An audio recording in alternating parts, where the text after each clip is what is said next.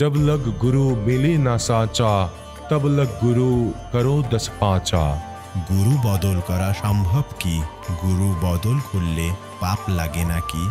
আধ্যাত্মিক এই ভূমিতে আসলেই সঠিক গুরুকে? শ্রীমদ্ ভগবদ গীতায় বর্ণিত তত্ত্বদর্শী সন্তকে এই সকল প্রশ্নের উত্তর জানার জন্য অবশ্যই শুনুন জগৎগুরু তত্ত্বদর্শী সন্ত রামপালজি মহারাজের মঙ্গল প্রবচন। তাহলে আমাদের যে প্রসঙ্গটি চলছে, আমাদের পুরুষ কথাটির অর্থ পরমাত্মা, সেটি প্রমাণ করতে হবে। তাই এবার শ্রীমদ্ ভগবত গীতাটি রেখে দিলাম আর যজুর্বেদটি নিলাম। আর এই যজুর্বেদটি ওই মহর্ষি দয়ানন্দ সরস্বতীর দ্বারাই অনুবাদ করা। প্রকাশক সার্বদেশিক আর্য প্রতিনিধি সভা। এটি তো ওই একই পুস্তক যজুর্বেদ, যেটি কিছুক্ষণ আগে পড়ছিলাম, ওই একই পুস্তক। আমরা যজুর্বেদের মধ্যে 44 অধ্যায় মানে 40 অধ্যায় পড়ছিলাম। আর এই 15 নম্বর শ্লোকে কি পড়ছিলাম তখন? ওম কর্তো সমর কিলবে সমর কর্তুম সমর, মানে এই ওম নামের জপটি কাজ করতে করতে করুন, বিশেষ শ্রদ্ধার সঙ্গে করুন, আর মনুষ্য জীবনের প্রথম কর্তব্য জেনে করুন। ওয়ায়ুর অনিলাম অমৃতম আতি ইদম ভস্মান্তম শরীরম, মানে শরীরটি ভস্ম হয়ে গেলে, নষ্ট হয়ে গেলে, এই শরীরটি ছাড়ার সময় আপনার যে প্রাণ বায়ু অর্থাৎ আপনার যে জীবাত্মা, তার মধ্যে ততটা অমৃত সঞ্চিত হয়ে যাবে যা ওই ওম মন্ত্রের জপ থেকে প্রাপ্ত করা যায়। এখন আমরা চলে যাই এই 44 অধ্যায় অর্থাৎ 40 নম্বর অধ্যায়েরই 17 নম্বর শ্লোকে। এই যে দেখুন 17 নম্বর মন্ত্র, এর মধ্যে লেখা আছে, হে মনুষ্যগণ, যেমন এই জ্যোতিস্বরূপী রক্ষক আমার দ্বারা, বেদের জ্ঞানদাতা বলছেন যে আমার দ্বারা প্রকৃত অবিনাশী কারণের আবরণে ঢাকা মুখতুল্য উত্তম অঙ্গ অর্থাৎ জ্ঞানের প্রকাশ করা হয়, এখানে করা হয় আসা উচিত। আর ওই সেই যেটি ওই প্রাণ বা সূর্যলোকে পুরুষাহ, এই দেখুন সংস্কৃততে পুরুষাহ শব্দটি লক্ষ্য করুন, পুরুষাহ, এই দেখুন পুরুষাহ মানে পূর্ণ পরমাত্মা লেখা আছে। আমাদের তো পুরুষ কথাটির অর্থ পূর্ণ পরমাত্মা, এটি প্রমাণ করতে হতো। একটি তো নিজেকেই স্বীকার করে নিচ্ছেন যে আমি জ্ঞানটি দিচ্ছি। হে মনুষ্যগণ, যে জ্যোতিস্বরূপী রক্ষক আমার দ্বারা, এই জ্যোতিস্বরূপী রক্ষক তো আমার দ্বারা ওই অবিনাশী কারণটি যেটি আবরণে ঢাকা আছে, মুখতুল্য এই উত্তম অঙ্গকে প্রকাশ করা হচ্ছে, মানে এই উত্তম জ্ঞানটি দেওয়া হচ্ছে। যিনি ওই বেদ জ্ঞানদাতা বলছেন, যিনি ওই প্রাণ বা সূর্যমণ্ডলে রয়েছেন, তিনি তো পূর্ণ পরমাত্মা, তিনি তো পরোক্ষভাবে রয়েছেন, তিনি তো পরোক্ষভাবে রয়েছেন, এখানে রয়েছেন লিখতে হতো। আর আমি, এ বলছে আমি, আসব সো আসব আহম, ওম খম ব্রহ্ম, খম মানে ব্রহ্মলোক, মানে দিব্য আকাশ, ব্রহ্মলোক রূপী এই দিব্য আকাশে ব্রহ্ম থাকেন। আরো বলছে আমার নামটি হলো ওম। আহম মানে হচ্ছে আমি, আমি আকাশের তুল্য ব্যাপক ব্রহ্ম। দেখুন ব্রহ্ম লেখেনি, ব্রহ্মটিকে ব্র্যাকেটের মধ্যে রেখে দিয়েছে, হ্যাঁ ব্রহ্মটিকে ছেড়ে দিয়েছে। আমি হলাম ব্রহ্ম আর আমার ওম নাম, আমি ওর এইরকম ওম সবার রক্ষক যে আমি, তার এমন নাম জানো, এসব আবার কি ওম লিখতে হতো? আমার এই ওম নামটি জানো, অর্ধেকটা তো গোজামিল দিয়ে রেখেছে। তাহলে এখানে প্রমাণিত হয়ে গেল, বেদ জ্ঞানদাতা বলছেন যে আমার তো একটিই নাম ওম।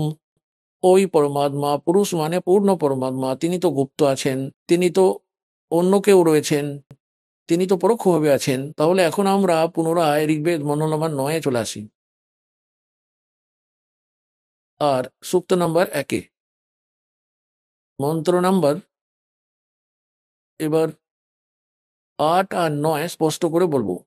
এই পুরুষের অর্থটি আমরা এনাদের এই ইঞ্জিনিয়ারদের কাছ থেকেই নেব, না তো এনারা আপনাদের মিসগাইড করে দেবেন এই বলে যে পুরুষ মানে পুরুষ মানুষ হয়। দেখুন পরমাত্মাও তো মনুষ্য সদৃশই, সেজন্য প্রথম পুরুষ তো উনি, দ্বিতীয়ত আমরা পুরুষ মনুষ্য। তো ওখানে প্রথম পুরুষ কেননা, যেমন আপনারা জানেন যে বাইবেলে লেখা আছে যে পরমাত্মা মনুষ্যকে নিজের সদৃশ্য বানিয়েছেন, তাহলে উনিও পুরুষ, পরমাত্মা অবিনাশ্বর, আমরা মনুষ্য, আমরা নশ্বর, আমরা তো ডুপ্লিকেট ওনার চেহারার, ওনার আকৃতির সঙ্গে মিলযুক্ত নর আকার মনুষ্য সদৃশ্য। আর যাঁদের ভগবানের দর্শন মেলে, যেমন গরিবদাস মহারাজজি তাঁর অমৃত বাণীতে লিখেছেন যে আমরে হি হুনিয়ার হ্যাঁ আমরা সর্জনার, আমাদেরই মতো চেহারা আমাদের ভগবানের, যিনি আমাদের বানিয়েছেন, ওই পরম পিতা। তো এখানে পুরুষ কথাটি যে বলা হয়েছে সেটি পরমাত্মার দিকেই সংকেত দেওয়া হচ্ছে, তাতে এরা যতই বা তালগোল পাকানোর চেষ্টা করুক না কেন, এখানে পুরুষ লেখা শুরু করে দিয়েছে, পরমাত্মা লেখা বন্ধ করে দিয়ে সেটা তো আমাদের মূর্খ বানানোর জন্য। এনারা তো জনতার নাশক, এনাদের সংস্কৃত ভাষার জ্ঞান তো অবশ্যই ছিল, কিন্তু আধ্যাত্মিক জ্ঞান একেবারেই ছিল না। এনারা সবাই কালের দূত ছিলেন, তাতে মহর্ষি দয়ানন্দ সরস্বতীও বা তেচ্ছলা মুন্ডারা এই যেই অনুবাদগুলি করে রেখেছেন বেদগুলোর, এনারা স্বয়ং ভ্রান্তিযুক্ত ছিলেন আর সমাজকেও যথার্থ জ্ঞানটি দিতে পারেননি। আর তাতে আজ পর্যন্ত যত সমস্ত ঋষি মহারিষিরাই হয়েছেন না কেন, ওনাদের প্রকৃত জ্ঞানটি ছিল না। কেবলমাত্র পরমাত্মা নিজে যে মহাপুরুষদের জ্ঞান দিয়েছেন, নিজে স্বয়ং এসে সাক্ষাৎ করেছেন, ওনাদের সাজখণ্ড নিয়ে গেছেন, আবার ফিরিয়ে রেখে গেছেন। ওই মহাপুরুষদের ছাড়া আর কারো কাছে আধ্যাত্মিক জ্ঞান ছিল না। এখন ওই জ্ঞানটি দাসকে দিয়েছেন পরম পিতা। এটা থেকে লাভ ওঠান। এখানে দেখুন, এখন আমরা চলে যাই ঋগ্বেদ মন্ত্র নম্বর 9, সূক্ত নম্বর 1-এর মন্ত্র নম্বর 6। এই 6 পর্যন্ত তো ওনারা পরমাত্মা পরমাত্মা করে লিখে এসেছেন। এই 7-এ এসে ওনারা পুরুষ লিখে দিয়েছেন। এখানে পরমাত্মা লিখতে হতো। আবার 8 নম্বর মন্ত্রে দেখুন, এখানেও পুরুষ লিখে দিয়েছেন, এখানে পরমাত্মা লিখতে হতো। এটা কোন ধরনের কথা হলো? এই জায়গায় গড়বড় করে দিয়েছেন। এখানে তম মানে ওই পুরুষকে লিখে দিয়েছেন। আমরা এখানে ওই পূর্ণ পরমাত্মাকে বলবো। ওই পূর্ণ পরমাত্মাকে উগ্র গতিবিধিগুলি প্রেরিত করে, মানে যখন পুরো সংসারে হাহাকার পড়ে যায় আর আধ্যাত্মিক গুরু যারা থাকেন তারা অজ্ঞানী হয়ে যান আর জনতাকে ঠকানোই একমাত্র তাদের উদ্দেশ্য হয়ে যায় আর হাহাকার পড়ে যায়, সব প্রাণীরা দুঃখী হয়ে যায়, তখন পরমাত্মা দুঃখী হয়ে যান। কেননা আমরা ওনার বাচ্চা, উনি আমাদের পিতা। আপনজনেদের জন্য দুঃখ আপনজনেরই হয়। তারপর পরমাত্মা ওই উগ্র গতিবিধিগুলির জন্য দুঃখী হয়ে 600 বছর আগে পরমাত্মা নিজে চলে এসে এমন জ্ঞান দিয়ে গিয়েছিলেন, একদম শান্তি হয়ে গিয়েছিল সমাজে, যেটা এখনো পর্যন্ত চলে আসছিল। কোনো লুটপাট ছিল না, প্রেমপূর্বক সবাই থাকতো। কেউ কারো আত্মাকে দুঃখ দেবার আগে ভয় পেত ভগবানকে। এখন সব আগুন লেগে গেছে, সারা বিশ্বের চারিদিকে মায়া মায়া দেখতে পাবেন না। তো কোনো লাজ শরম রইল না, তো কোনো মর্যাদা, না তো কোনো ভগবানের প্রতি ভয় ডর। তাই ভক্তির পুনঃস্থাপনা করার জন্য আর শান্তির পুনঃস্থাপনার জন্য পরমাত্মা পূর্বেই এই বাণী বলে রেখেছেন যে যখন কলিযুগ 5500 বছর অতিবাহিত হয়ে যাবে, তখন আমি আমার নিজের আপন দাসকে পাঠাবো, সঙ্গে পুরো জ্ঞানটি ওকে দিয়ে দেবো। এমনিতে তো ভগবান বলেছিলেন যে আমি নিজেই চলে আসবো দ্বাদশতম পন্থে, গরিবদাসী মহারাজের পন্থে। পরমাত্মা নিজে নাই বলেন, এই দাসকে যে পাঠিয়ে দিয়েছেন সম্পূর্ণ আধ্যাত্মিক জ্ঞান আর সম্পূর্ণ পাওয়ার দিয়ে, ওই পরমাত্মা নিজের পাওয়ার দিয়ে।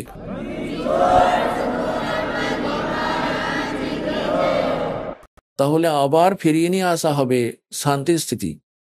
এখন এখানে কি বলা হচ্ছে যে ওই পরমাত্মাকে এখানের উগ্রগতিগুলি অর্থাৎ বিপজ্জনক পরিস্থিতিগুলি বিচলিত করে, তখন ওই পরমাত্মা একটা শুভ্র শরীর, সুন্দর শরীর ধারণ করে এখানে প্রকট হয়ে যান।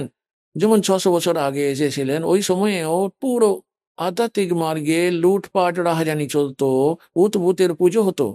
এখানে তো সবাইকে জরাজীর্ণ অবস্থা করে দিয়েছিল পুরো। তখন পরমাত্মা নিজে চলে এসে পুনঃস্থাপনা করেছিলেন আর 64 লক্ষ শিষ্য হয়ে গিয়েছিল ওই ধানকের, যাকে ধানক বলা হতো, জোলা বলা হতো।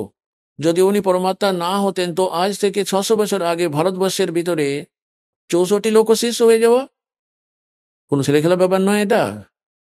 আর সবাইকে পরমাত্মা ওদেরকে ভক্তি দিয়ে চার্জ করে দিয়েছিলেন, ওদের শোক দিয়ে দিয়েছিলেন। উত্তরসূরির বাচ্চারা যারা তার পরে জন্ম নিয়েছিল তারা ভালো আত্মা হয়েছিল, তাই আমাদের সমাজে এখনো পর্যন্ত শান্তি প্রতিষ্ঠিত ছিল। গত 50 বছর ধরে এখানে ওখানে বিপর্যয়ের ঘটনা ঘটে চলেছে। আর এখনকার কথা তো জিজ্ঞাসাই করবেন না। হে ভগবান, যেখানেই দেখবেন মায়া মায়া দেখতে পাবেন। কেউ মদ খাচ্ছে, কেউ মাংস খাচ্ছে, সব প্রকাশে চলছে। আর কেমন হাহাকার পড়ে গেছে, কেউ সুলফা খাচ্ছে, কেউ বিড়ি খাচ্ছে। পুরো মানব সমাজ কলুষিত আর আবহাওয়া দূষিত হয়ে গেছে। তো এখন এই ভক্তি দিয়ে পুনঃস্থাপনা হবে ভক্তির দিকটা, আর বিশ্বতে শান্তি প্রতিষ্ঠিত হবে পরমাত্মার বচন। এটা তো হবেই হবে। তো এখন দেখুন কি লেখা আছে, বেদ কি বলছে পরমাত্মার বিষয় নিয়ে, এটা দেখবেন। এখন ঋগ্বেদ মন্ত্র নম্বর 9, সূক্ত নম্বর 1 আর মন্ত্র নম্বর 8 পড়ব। ওই পুরুষ মানে পরমাত্মাকে উগ্রগতিগুলি মানে ভয়ঙ্কর পরিস্থিতিগুলি অনুপ্রাণিত করতে থাকে। আর ভাসমান শরীর মানে একটি সুন্দর শরীরকে ওই পুরুষ, ওই পরমাত্মা ধারণ করেন। আর কি প্রকারের হয়, এখন এখানে লেখা আছে, যার মধ্যে ওই শরীর, ওই পরমাত্মা ওই 3 প্রকারে অন্যদের বারণ অর্থাৎ কল্যাণ করার জন্য একটা মধুময় শরীর প্রাপ্ত করেন। ওই পরমাত্মাকে, ওই পরমাত্মা, এটা বুঝুন, 3 প্রকারে অন্যদের পালন করার জন্য, পালন পোষণ করার জন্য, কল্যাণ করার জন্য 3 প্রকারের শরীর ধারণ করেন। 3 প্রকারের। এক প্রকারের তো আপনাদের বলেই দেওয়া হয়েছে যে ওই পরমাত্মা উপরে থাকেন, ওখানটাতে ওনার শরীরের শোভা মনুষ্য সদৃশ্য, রাজার সমান দৃশ্যমান, মস্তক উপরই মুকুট রয়েছে, ছত্র রয়েছে, আর তখতের উপর বসে আছেন, সিংহাসনের উপর। আর ওনার একটি লোমকূপের মধ্যে যদি কোটি সূর্য কোটি চন্দ্র মিলিয়ে দেওয়া হয়, এতটাই উজ্জ্বলতা হয় ওই পরমাত্মা।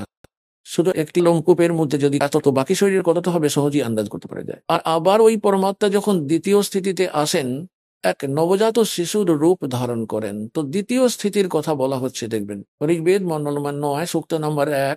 এখন নবম মন্ত্রটি পড়ব। নবম, এর মধ্যে লেখা আছে যে অভি ইমম অদন্যা উচ্ছিনন্তি ধেনব। ধেনম মানে গাই, শিশুম মানে বালক রূপধারী, সোম মানে পরমাত্মা, ইন্দ্রয় পাতবে, এটার অর্থ হলো ইমম মানে ওই, সোম মানে পরমাত্মা, পুরুষ মানে পরমাত্মাকে, পুরুষ মানে পরমাত্মা, কেননা এনারা এখানে সোম মানে পরমাত্মা হয়। এই দেখুন, সূক্তের প্রথম মন্ত্রতেই সোম শব্দ রয়েছে। ঋগ্বেদ মন্ডল নম্বর 9 সূক্ত নম্বর 1 মন্ত্র নম্বর 1-এ এই মন্ত্রে এই সোম শব্দ আছে। সোম, সোম মানে পরমাত্মান। তো এবারে এখানেও আমরা সোম নেব। ঋগ্বেদ মন্ডল নম্বর 9 সূক্ত নম্বর 1 মন্ত্র নম্বর 9-এ সোম শব্দ আছে, সোম। তাহলে তার মানে হলো ওই পরমাত্মাকে, ওই পরমাত্মনকে, ওই পুরুষকে, ওই পরমাত্মাকে, যিনি শিশু রূপ ধারণ করে আসেন কুমার অবস্থাতে, মানে বাল্য অবস্থাতে। আভি আদান্যা, আধান্যা মানে অহিংসনীয় লিখে দিয়েছে এখানে। আভি মানে পূর্ণরূপে সর্বপ্রকারে, আধান্যা মানে বিনা ধানাই, দেনা মানে গরু। আমাদের এই এলাকায় হরিয়ানাতে যে গাইগুলি নতুন করে দুধ আসেনি, অর্থাৎ গর্ভধারণ করেনি, ওদেরকে তো এরকম বলে দেয় যে এগুলো তো বিনা ধানাই, ধন্যা। কেননা কিছু শব্দ আমাদের চলিত ভাষাতে কখনো সংস্কৃত থেকে, কখনো পাঞ্জাবি থেকে, কিছু এরকম অন্য ভাষারও সমাবেশ রয়েছে। উদাহরণস্বরূপ অনেক ইংলিশ শব্দ এখন চলে এসেছে আমাদের ভাষাতে। এইরকমই আগে থেকেই আমাদের কিছু শব্দ মিলেমিশে আছে আমাদের ভাষাতে। তো আমরা অধন্য মানে বিনা ধানাই, আর অভি আধন্যা মানে পূর্ণরূপে কুমারী, অধ্যয়নম মানে গরু। ওই পরমাত্মার যিনি শিশু রূপ ধারণ করে যখন আসেন, ওনার পালন পোষণের লীলা কুমারী গাই বা বকনা গরুর দ্বারা হয়, সেটা বেদ বলছে। আর ওটা কোন পরমাত্মার রয়েছে? শ্রীকৃষ্ণের ইতিহাস আপনাদের কাছে জীবনী রয়েছে, শ্রী রামচন্দ্রের জীবনী আপনাদের কাছে রয়েছে, যাদেরকে আপনারা ভগবান বলে মানতেন। অথবা ব্রহ্মা বিষ্ণু মহেশের কোথাও দেখিয়ে দিন ইতিহাস যেখানে ওনারা কুমারী গায়ের দুধ পান করেছেন। তাহলে who is God? Kabir is God. আর কোন কবির? যিনি কাশিতে এসেছিলেন ধানক রূপে জোলা। এবার দেখুন, আমরা এটা পড়ছি ঋগ্বেদ মন্ডল 9 সূক্ত 1 মন্ত্র 9-তে। ওই পরমেশ্বরকে শিশু, যিনি শিশু রূপ ধারণ করে আসেন, অভি আদন্যা, এটাকে আমরা পড়বো কুমারী। অভি আদন্যা কুমারী, ধেন মানে গরু, গাই, তৃপ্ত করতে থাকে। ও হো, ওনার পালন করতে থাকে। পালনের লীলা কুমারী গায়ের দ্বারা হয়ে থাকে। আর এটি কোন পরমাত্মার রয়েছে? কবির গডের। আপনাদেরকে কবির সাগর থেকে প্রমাণিত করে দেওয়া হয়েছে। আর যে মহাপুরুষদের পরমাত্মা সাক্ষাৎ করেন, আর সচখণ্ড সল্লোকে নিয়ে যান, যাদেরকে পরমাত্মা সাক্ষাৎ করেন, আর ওনারা কে কে আছেন? আদরণীয় ধর্মদাস সাহেবজি, আদরণীয় মুলুকদাস সাহেবজি, আদরণীয় নানক সাহেবজি, আদরণীয় দাদু সাহেবজি, आदरणीय गरीबदास साहेब जी ग्राम छुड़ानी जिला झज्जर हरियाणा निवासी, आदरणीय श्री गीसादास साहेब जी ग्राम खेकरा जिला मिराट उत्तर प्रदेश निवासी, और आदरणीय स्वामी रामानंद जी যিনি ব্রাহ্মণ ছিলেন, ওই সময় 104 বছরের হয়ে গেছিলেন যখন পরমাত্মা 5 বছরের ছিলেন। 99 বছরের এজের মধ্যে ডিফারেন্স ছিল। কবির সাহেব 4 বছরের লীলাময় শরীরে ছিলেন যখন শিশু রূপ ধারণ করে প্রকট হয়েছিলেন। আর 104 বছরের ওই বিদ্বান পুরুষকে কিস্তি মাত করে দিয়েছিলেন পরমাত্মা জ্ঞান চর্চাতে। তখন উনি বলেছিলেন যে আমি তখনই মানবো যখন আমি ভেতরে সমাধি লাগাবো, আর আমি সমাধি অবস্থাতে আপনাকে দর্শন করে নেব। তখন পরমাত্মা সমাধি লাগিয়ে দিলেন ওর, তারপর নিয়ে গেলেন ওপরে সচখণ্ডে। ও হো, ওখানে দেখলেন সত্যই তো এই কাল তো এখানে ধোকা দেওয়ার জন্য এখানটাতে স্বর্গবাণী রেখেছে। আর এখানের যে 4টে মুক্তির কথাই বলে রেখেছে, ওই 4টে মুক্তির সময়সীমাই সীমিত। ব্রহ্মলোকে চলে যাওয়া প্রাণীরাও আবার ফিরে জন্মমৃত্যু চক্রে চলে আসে। আর কেবল ওই অমরলোকে চির শাশ্বত স্থানে চলে যাওয়া প্রাণীরা আর কখনো ফিরে এই সংসারে আর আসে না। তো ওটারই নকল করিয়ে রেখেছে এই কাল। নকল সতলোক, অলক লোক, অগম লোক আর অকালোক অর্থাৎ অনামী লোক পর্যন্ত রচনা করে রেখেছে এই কাল, যাতে এই জীবাত্মা ভ্রমিত হয়ে গিয়ে আমার জালি ফেসে থেকে যায়। এখন সমর্থবান আসেন, ওনার জ্ঞানের মধ্যে সামর্থ্য থাকে, কাজের মধ্যে সামর্থ্য থাকে, প্রত্যেকটা গতির মধ্যে সামর্থ্যতা থাকে, তাহলে পরমাত্মার জ্ঞানটি অমূল্য হয়, ওটার মধ্যে কোনো ত্রুটি থাকে না। আর ওনার যে ভক্তি বিধি সেটাও কমপ্লিট থাকে। আর সাধকও যদি শ্রদ্ধার সহিত ভক্তি করে তো সেও পূর্ণ লাভ প্রাপ্ত করতে পারে। তো যে প্রসঙ্গটি চলছে এখন এটা স্পষ্ট হয়ে গেল যে যে পরমাত্মা, যার মহিমা বেদ শোনাচ্ছে, উনি পরমাত্মা হন, উনি কমপ্লিট গড হন, উনি হলেন পূর্ণ পরমাত্মা। আর উনি লীলা কি কি করেন সেটা তো বেদ বলে দেয়। একটি তো বলে দিয়েছে যে ওই পরমাত্মা যখন শিশু রূপ ধারণ করে আসেন তখন ওনার পালন পোষণের লীলা কুমারী গাই দিয়ে করা হয়। আর দ্বিতীয়টা এটা হলো যে ওই পরমাত্মা উপরে থাকেন সতলোকে, সতলোক যেটাকে অবিনাশী লোক বলা হয়, যেটা চির শাশ্বত স্থান, ওখানটাতে থাকেন। আর ওখান থেকে গতিশীল হয়ে চলে আসেন। আর এটাই ওই পরমাত্মা, এটাই ওই মহাপুরুষরা বলেন যাদেরকে ভগবান সাক্ষাৎ করেন। যেমন আদরণীয় রামানন্দজি বলেছেন, দহু ঠোর হে এক তু বয়া এক সে দো, গরিবদাস হাম কারণে তুম আয়ে হো মগজো। যেমন তুলসীদাসজি লক্ষাধিক বছর আগে ঘটিত রামায়ণকে নিজের আপন ভাষাতে চতুষ্পদী শ্লোকে লিখে দিয়েছিলেন। একই রকম ভাবে গরিবদাস সাহেবজি নিজে, যিনি সুরারি গ্রামে থাকতেন, তিনি পরমাত্মা প্রাপ্তি হয়ে যাওয়ার পর পরমাত্মার কাছ থেকে প্রাপ্ত স্পিরিচুয়াল নলেজের মধ্যে কি লেখা আছে সেটিকে নিজের আপন মোহর লাগিয়ে পরমাত্মার মহিমা বর্ণনা করছেন। উদাহরণ দেখুন, স্বামী রামানন্দজি আর কবির পরমাত্মাজির মধ্যে যে বার্তালাপ হয়েছিল সেই সময়ে একেবারে প্রত্যক্ষদর্শীর মতো বলেছেন গরিবদাসজি। সেই জন্য গরিবদাসজি মহারাজের বাণীর মধ্যে গরিবদাসজির নিজের নাম আসে, যেমন তুলসীদাসজির নাম রামায়ণে। কিন্তু তুলসীদাসজি কেবলমাত্র 3 লোকের ভগবানের উপাসক ছিলেন, সেজন্য ওই পর্যন্তই ওনার বলার ক্ষমতা ছিল। আর এই গরিবদাস সাহেবজি পরম অক্ষর ব্রহ্মের উপাসক ছিলেন, ওনার পাঠানো মহাপুরুষ ছিলেন, ওনার ব্যাপারে পরিচিত ছিলেন। তো উনি ওই মহাপুরুষের মহিমা বলেছেন যে যখন রামানন্দজি আর কবির পরমাত্মার জ্ঞান গোষ্ঠী হয়েছিল তো রামানন্দজিকে পরমাত্মা সাজখণ্ড নিয়ে গেছিলেন, শতলোক নিয়ে গেছিলেন আর চিরশাশ্বত স্থান দেখিয়েছিলেন। আর বলেছিলেন যে আপনার যজুর্বেদের অধ্যায় নাম্বার 40 মন্ত্র নাম্বার 17 তো লেখা আছে ওই পরমাত্মা গুপ্ত আছেন, পরোক্ষ রূপে আছেন।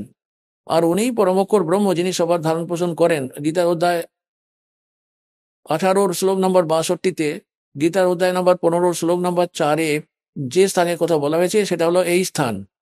আর আমি হলাম স্বয়ং পরমাত্মা। हम ही अलख अल्लाह हैं कुतुब गोस और पीर, गरीबदास खालिक दनी हमरा नाम कबीर। ए स्वामी सृष्टा में और सृष्टि हमारे तीर, दास गरीब अधर रहूं ऊपर बसता हूं और अवगत सत कबीर। আমি বললাম ওই পরমাত্মা উপরে থাকি। তখন উনি দেখলেন সত্য সত্যই। তখন রামানন্দজি বলেছিলেন যে দো উঠো রে এক তো ওর ভয়া এক সে দো, কে রে গরিবদাস হামকার নে তুম আয় হো মগজো। ওখান থেকে সফরে যাত্রা করে এসেছেন, ওখান থেকে চলমান হয়ে এসেছেন। আদরণীয় গরিবদাস সাহেবজি বলেছেন যে अजब नगर में ले गए हमको सतगुरु आन, और जल के बिंब अगाध गति में सूते चादर तान। गरीबदास साहेबजी বলছেন যে अलल पंख अनुराग है सुन मंडल रह थीर, सुन में रहते हैं परमात्मा सथिर, और दास गरीब उधारिया मुझे सतगुरु मिले कबीर। अनंत कोट ब्रह्मांड का एक रति निबार, और सतगुरु पुरुष कबीर हैं ये कुल के सिरजनहार। हम सुल्तानी नानक तारे दादू को उपदेश दिया, जात जुलाहा भेद नहीं पाया, वो काशी माए कबीर हुआ। এখন এত প্রমাণ ওই মহাপুরুষদের রয়েছে যারা ভগবানকে দেখেছেন এবং যারা বলেছেন যে ওই ভগবান উপরে থাকেন। আর স্বয়ংই পরমাত্মা নিজেই বলে থাকেন যে আমি উপরে থাকি, অবগত সৎ কবীর দাস গরিব আধার বসু, উপরে থাকি আমি। আর ওখান থেকে তোমাদের জন্যই এখানে আমি আসি। এখন বেদ কি বলছে? বেদেতে যেটা বলছে আর ওই একই ধরনের লীলা যদি বলে যে ওই পরমাত্মা উপরে থাকেন, স্বশরীরে চলমান হয়ে আসেন, ওখান থেকে গতিশীল হয়ে চলে আসেন, ভালো আত্মাদের সঙ্গে দেখা করেন, তাহলে ভগবানের পরিচয় পেয়ে গিয়ে পারবো তাকে চিনতে। এখনো পর্যন্ত তো আমরা শ্রীরাম, শ্রীকৃষ্ণ ইত্যাদি এই মহাপুরুষদের আমরা ভগবান এই জন্য মেনে রেখেছিলাম যে এনাদের কাছে অস্ত্রশস্ত্র ছিল, সিদ্ধি শক্তি ছিল। এনাদের মধ্যে কেউ কংসকে মেরে দিল, কেউ রাবণকে মেরে দিল। আমরা ওই ভগবানের পূজারী যিনি কাউকে মারেন না, উনি সবার রক্ষক। কর্মের আধারে সবাইকে ছেড়ে দেন, যে যেমন কর্ম করবে সে সেরকম ফল পাবে। মারেন না কাউকে, আর মরেনও না কারো দ্বারা। ওনার ভয় নেই কাউকে, সেজন্য আশ্বস্ত রাখেন না। আর ওই পরমাত্মার পূজারী হন যারা, তারা কখনো কাউকে মারেন না। আর একটা জোলার রূপ ধারণ করে এক গরিব ব্যক্তির মতো ধারণ পোষণ পালন পোষণ নিজের জীবিকা নির্বাহ করেন স্বয়ংই। উনি আমাদের জন্য একটি লীলা করেন, আমাদের জন্য একটি গাইডলাইন দিতে চান। তাহলে বাচ্চারা, এটি একটি বিদ্যার্থীর জীবন হলো, এই জীবন আপনাদের এই মনুষ্য জীবনটা। আর যে বিদ্যার্থীরা নিজেদের বিদ্যা গ্রহণ করার সময়ে অন্য আজে বাজে নোংরা কাজ করে, সিনেমা দেখতে যায়, স্টাইলিশ প্যান্ট শার্ট পরে এদিক ওদিক ঘুরে বেরিয়ে বেড়ায়, নোংরা বাজে কাজ করে, ওরা তো ফেল হয়ে যায়। বিদ্যার্থীদের তো বিদ্যার্থীদের মতোই থাকা উচিত, ওদের সব সিলেবাস ঠিক সময়ে পুরো করা উচিত। আর নিজের একটা যে সিম্পল ড্রেস থাকে সেই সিম্পল ড্রেস রাখা উচিত, আর উদ্দেশ্যটা কখনো বলা উচিত না। তো আমরা সবাই নিজেদের উদ্দেশ্য ভুলে গিয়ে যত সবাই মানব শরীর প্রাপ্ত করেছেন, দুই প্রকারে মানব শরীর প্রাপ্ত হয়, এটা তো আগেই বলে দিয়েছি। একটা তো পূর্বজন্মের সংস্কারের জন্য লাগাতার অনেক জন্মই মনুষ্য জন্ম হয়ে থাকে, আর একটা 84 লক্ষ জনি ভোগ করার পরে টার্ন ওয়াইজ হয়ে যায়, মানে নাম্বার এলে পরে ওটা একটা নিশ্চয়ই পাওয়া যায়। তো ওটার ওপরই আজকের সৎসঙ্গ, ওটার ওপরই চলছে। এখন লাস্টে এসে এটা নিষ্কর্ষটা অল্প শব্দের মধ্যেই বার করে দেবো। তো আমাদের মূল উদ্দেশ্য এই মনুষ্য জীবনের কি আছে? যেমন একজন বিদ্যার্থীর বিদ্যালয়ে, আর যেটা ওই ইউনিভার্সিটিতে, বিদ্যালয়ে যেটা ওই পরিশ্রম করছে, স্টাডি করছে, তো ও যেটা অর্জন করলো সে ফলটা ও ফিল্ডে গিয়ে পাবে। যেমন একজন ডাক্তারি পড়ছে, সে যদি ডাক্তারি করার সুবিধা ওখানে চায় স্টাডি করার সময়, ওই টাইমে বিদ্যা গ্রহণকালে, তো বাচ্চা ফেল হয়ে যাবে, ও তো আর কিছুই পাবে না। তাহলে ওই যে ও ওখানে এখন ইঞ্জিনিয়ারিং পড়ছে, ও ইঞ্জিনিয়ারিং কমপ্লিট করার পরে যখন ও ফিল্ডে চলে যাবে, তো ওই সুবিধাটা যেটা অর্জন করলো সেটা ও বাইরে গিয়ে পাবে কার্যক্ষেত্রে। তাহলে আপনাদের মনুষ্য জীবন প্রাপ্ত করা মানেই হলো আপনারা এক বিদ্যার্থী। আর নিজেদের লক্ষ্যভ্রষ্ট হয়ে যাওয়া বিদ্যার্থীরা, যারা বিদ্যা গ্রহণের উদ্দেশ্যই ভুলে যায়, তারা তো পরবর্তীকালে অনেক দুঃখী হয়ে যাবে। একটি কথা শোনাই আপনাদের।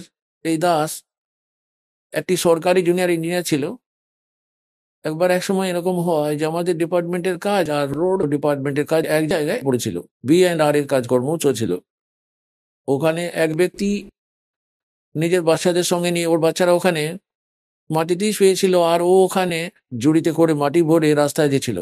আর ওর একটা ক্লাসমেট ছিল, সে যে ওখানকার এক্সিকিউটিভ ইঞ্জিনিয়ার হয়ে এসেছিল বিল্ডিং অ্যান্ড রোডস ডিপার্টমেন্টের B&R এর, সে ওখানে এলো আর ওখানটা ইন্সপেকশন করে চলে গেল। ওর চলে যাওয়ার পর ওই ব্যক্তি বলে, ওই জন্মজুর, ও দুঃখ করে যে আমার তো নিজের কর্মদোষ, আমার ফাটা কপাল, আমার তো এ সহপাঠী ছিল, এ আমার ক্লাসমেট ছিল, এর অমুক নাম, এ অমুক গ্রামের, আমরা একই স্কুলে পড়তাম ওই অন্য একটি গ্রামে। এ তো পড়াশোনা করে নিয়েছিল, ঠাট বার দেখো এখন গাড়িতে করে চলছে, ওর বাচ্চারা পাখার নিচে শুচ্ছে, আর আমার বাচ্চারা মাটিতে পড়ে আছে। আমার তো ফুটো কপাল, আমিও যদি পড়ে নিতাম ওই সময় পড়লে আমিও আনন্দ ফুর্তি করতাম ওর মতো। তো এখানে পরমাত্মা বলেন যে 6 दिन पास है गए और गुरु से किया ना हेत, अब पछतावा क्या करे चिड़िया चुग्गी खेत। তো আজ আপনারা ওই স্থিতিতে রয়েছেন যারা ভক্তি করে না, আর করে তো শাস্ত্র বিরুদ্ধ করে। আর মনুষ্য জীবন পেয়েও যদি সাধনা সঠিক সত্য না করে, তাহলে পরে ওকে এমন পরিতাপ করতে হবে যেমন করে এই জন্মজুর আফসোস করছিল। তাহলে আপনাদের এখানে যে মূল কর্তব্যটি রয়েছে, মনুষ্য জীবন প্রাপ্ত প্রাণীদের পূর্ণ সদ্গুরু প্রাপ্ত করুন।